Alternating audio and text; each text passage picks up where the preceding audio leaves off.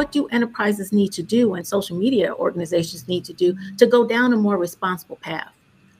Well, I think the two very separate things there. For me, the social media companies will be one day forced to go down a path of know your customer, like the banks had to do. And I think the root cause of what we see online of much abuse and misinformation, the root cause of quite a bit of it is that people can post anonymously. And they're also doing that on your organization's websites. And they can post anything they like. And quite often it just isn't true. We've actually had people post about our products and they weren't our products. And we've had to respond, you know, this is actually nothing to do with us. I think the social media companies have to do that. The organization in hand needs to actually take a stricter approach to it. They need to have processes. It sounds really boring, doesn't it? And we've got to have written processes and understand what they are. But this is a really effective tool if used responsibly and targeted and with a purpose. But quite often I find people just launch these social media sites without any real thought as to what they're trying to achieve. Other times, you know, you see people who really understand what they're trying to do, so they're quite easy to convince to put in the controls.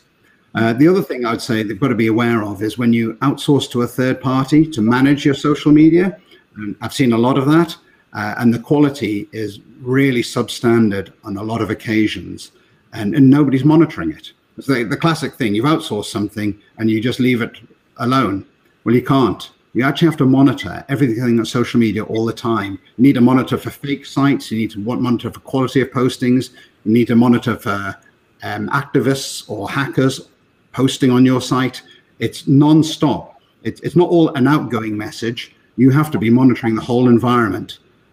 Even to the extent, as an organization, we found that you have to monitor countries you're not even active in, because people will launch fake sites in other jurisdictions under your banner. And it'll look, for all intents and purposes, like it's your website.